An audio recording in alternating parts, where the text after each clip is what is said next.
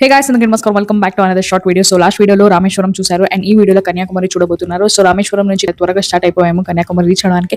So Rameswaram వెళ్తే దేవస్థానానికి వెళ్ళి దర్శనం చేసుకున్న ఎంత మ్యాండేటరీయో పామ్ బ్రిడ్జ్ మీద ఫోటో దిగి అండ్ ఆ నేచర్ ఆ వ్యూ ఎంజాయ్ చేయడం అంతే మ్యాండేటరీ అనమాట. సో ఈ పాత పాంబన్ రైల్వే బ్రిడ్జ్ డిస్మాంటల్ చేస్తారని టాక్ ఉండే, బట్ 2026 స్టార్టింగ్ లోనే ఆ డిస్మాంటల్ చేయడం మొదలు పెట్టారు. And this bridge is old of 111+ years అనమాట. సో అందుకే అక్కడ త్వరగా ఫొటోస్ దిగి అండ్ స్టార్ట్ అయిపోయాము అండ్ రీచ్ అయ్యి కొన్ని ప్లేసెస్ కవర్ చేద్దాం కన్యాకుమారి అనుకున్నాం. బట్ నెక్స్ట్ డే కొంచెం రిలాక్స్ గా ఉండొచ్చు అని ప్లాన్ ఉండే, బట్ మాది ఒక ప్లాన్ అయితే ఆ ప్రకృతిది మరొక ప్లాన్ ఉండే అనమాట. సో ఆ రోజు వర్షం పడింది అండ్ రామేశ్వరం కన్యాకుమారి వెళ్లే దారిలో స్టార్ట్ అయింది అనమాట. సో కన్యాకుమారి రీచ్ అయ్యే వరకు వర్షం పడింది, మధ్యలో స్టాప్ అవుతుంది అనుకున్నాం, బట్ అస్సలు అవ్వట్లేదు అనమాట. సో మేము అక్కడ స్టే అయిన హోటల్లో వాళ్ళు కూడా చెప్పారు ఆ రోజు మొత్తం వర్షం పడుతుంది అని చెప్పి, అలాగే అయింది. బట్ సాయంత్రం వల్ల కొంచెం తగ్గడం వల్ల మేము త్వరగా రెడీ అయ్యి తిరువనంతపురంకి స్టార్ట్ అయిపోయాము అండ్ రైట్ టైం కి రీచ్ అయ్యి త్వరగా దర్శనం చేసుకొని వచ్చాము. సో అక్కడికి వెళ్ళిన వాళ్ళు చెప్పండి, సో లోపల దేవుడు మొత్తం కనిపించారా అని.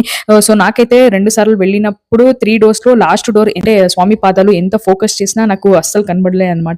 సో నాకు మాత్రమేనా లేకపోతే మీకు కూడా అలాగే అనిపించింది అని కింద comments. So next day Vivekananda rock కి వెళ్ళాము. అసలు అక్కడికి వెళ్ళకూడదు అని ఫిక్స్ అయిపోయాము, ఎందుకంటే ఫస్ట్ టైం వెళ్ళినప్పుడు we waited almost for 3 hours.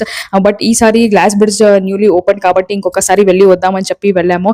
And yeah this time experience was pretty good enough. But yeah ఆ రోజు ఎంత ఎండ ఉండే అంటే అంత మాడిపోయాము. ఆ గ్లాస్ బ్రిడ్జ్ మీద నుంచుంటే ఆ ఎండకి కాలిపోతుంది అనమాట. సో ఆ గ్లాస్ బ్రిడ్జ్ నుంచి కింద ఆ వేవ్స్ ఆ రాక్ కి కొట్టడం అనేది చూడడమే ఒక వేరే లెవెల్ ఫీలింగ్ అనమాట.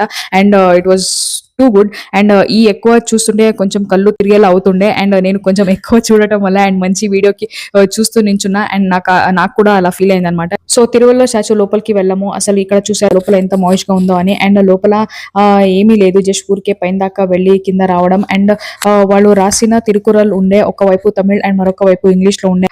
అందులో నాకు బాగా నచ్చిన తిరుకురల్ ఒక కనబడే, అది చాలు అనమాట. సో తిరువల్లూర్ వాళ్ళు 1330 షార్ట్ కప్లెట్స్ రాశారు, అంటే 2 లైన్ పోయిటరీ అనమాట. సో అందులో 3 parts గా డివైడ్ చేశారు.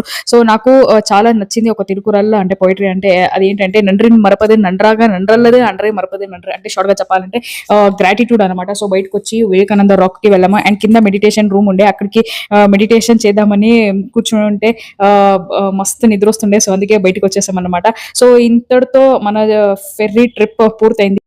ఇంకా లంచ్ చేసుకుని రూమ్ కి వెళ్ళి రెస్ట్ తీసుకున్నాము. ఇంక సాయంత్రం షాపింగ్ స్ట్రీట్ చూద్దామని చెప్పి వచ్చాము అండ్ ఇంకొకసారి ఆ భగవతి అమ్మ టెంపుల్ కి వెళ్ళి దర్శనం చేసుకున్నాము.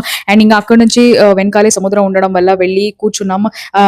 But it was worth the sitting near the sea అనమాట. చాలా చాలా బాగుండే ఆ బ్రీజ్ గానీ ఆ వేవ్స్ గానీ భలే ఉండుందబ్బా. ఎక్కువ ప్రశాంతత, మంచి వ్యూ దొరికింది. అండ్ నెక్స్ట్ డే మళ్ళీ జర్నీ చేయాలి అని again back to Bengaluru. They see all in the next video. Until then take care, bye by.